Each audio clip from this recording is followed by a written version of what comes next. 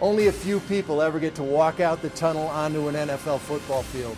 My presentation will bring you right out there, right into the huddle, right into how we're thinking, right into the motivation, right into the success of being an NFL player.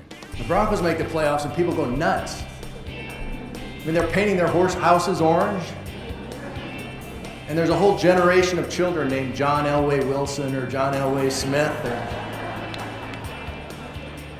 So the Museum of Natural History decided to take advantage of this insanity about the Broncos and hold a pep rally. The museum called the Broncos, and the Broncos assigned myself and our old running back, a guy named Sammy Winder, to appear at this pep rally.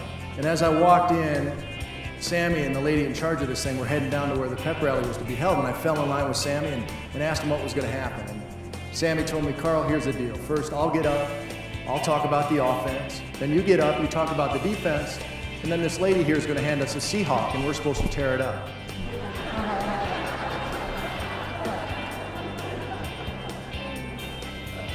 Well, I figured I could do that. So I got this bird by its legs, and I hold it up to the crowd on this side and say, this is what we're going to do to the Seahawks. And then I run over here and I hold it up to the crowd and I say, this is what we're going to do to the Seahawks. And then I tear the thing in half. And feathers are flying everywhere and stuffing's going to the ground. And I throw the half with no head attached to the ground. And I tear the head off the other half. And I throw it out in the crowd. The crowd's going crazy. And I'm thinking, I love public speaking. This is for me.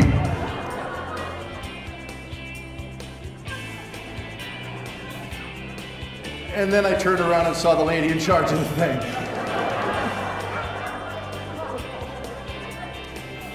She had her head in her hands.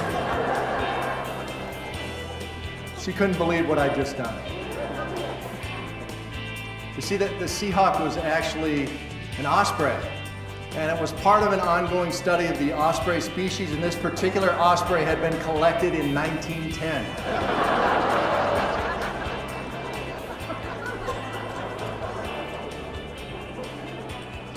I got hate mail from the Audubon Society. My parents read about it in Washington, D.C. and the USA Today. As I'm leaving the museum, they're announcing, whoever caught the head of the Seahawk, please bring it back. You'll get free passes to the IMAX theater.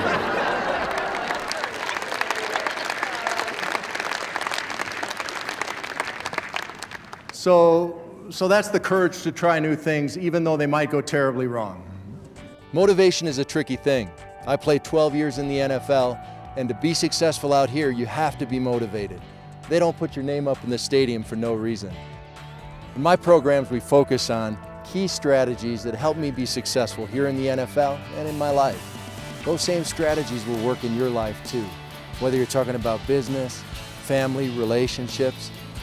Keys like teamwork, courage, dedication, desire, honesty and forgiveness, goal setting. Things that might seem obvious, but I'll explain them to you and give you ways that they help me right here in the NFL. So Bubba comes up to me right before this game and says, Karl, slow down. This is just for fun. Slow down.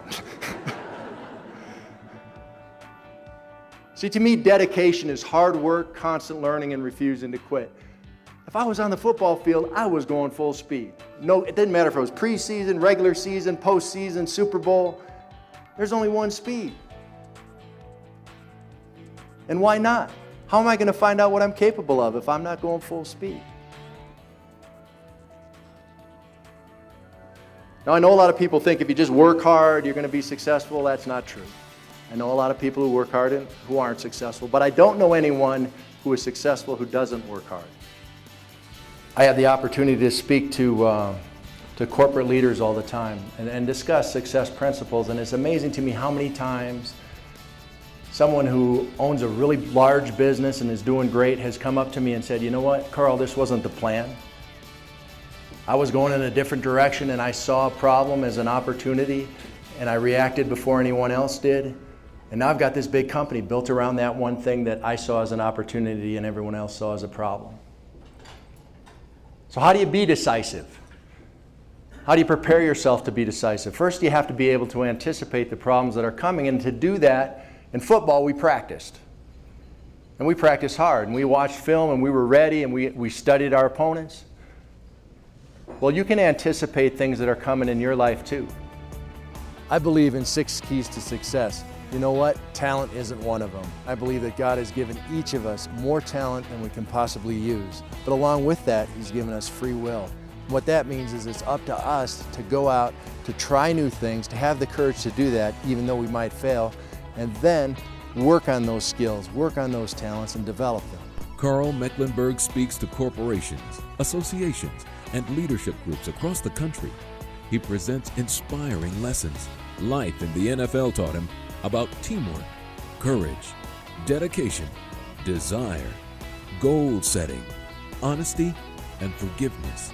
Lessons that can be applied anywhere.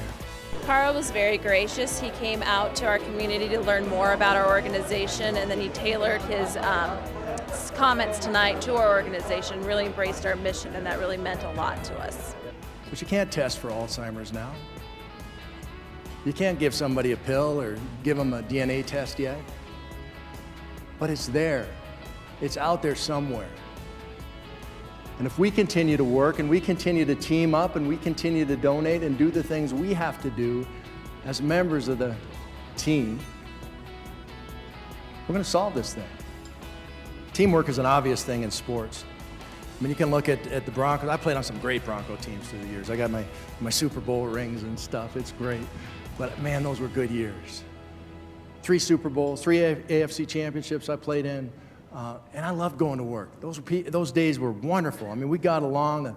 The old guys got along with the young guys. The black guys got along with the white guys. The coaches got along with the players. I mean, it was fun to go to work. I also played on some bad Bronco teams. My last year there, 1994, I think we were 7-9. It was Wade Phillips last year. We had a group of people standing behind our bench at every home game chanting, "Wade must go, Wade must go." I mean, it was hard to go to work too. The linemen didn't get along with the backs. Front office didn't get along with anybody. The rich guys didn't get along with the richer guys. I like that one too. But it was hard to go to work. And the funny thing was, there wasn't that big of a difference between one team and the other. I mean, a team is like a teeter-totter, a seesaw. On one side, you have a small group of people that are the leaders. They think long-term. They think we instead of me. And they put that team mission, that team passion first. On the other side, you've got the egos. The egos are thinking short-term, it's all about me, where's my money?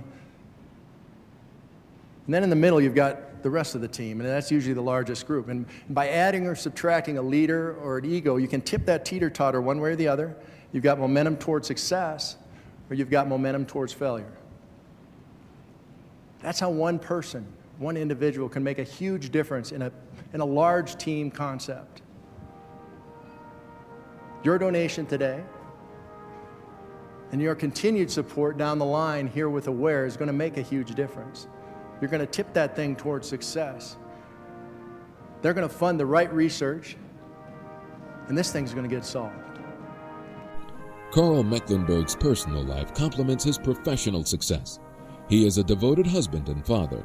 He has a strong commitment to many Colorado charities. These at-risk kids learn not only how to set goals, but more importantly, how to challenge themselves to reach their goals. I talk about goals as the small steps you take to reach your dream. If you want to get to the Super Bowl in life, you have to set goals that point you in that direction.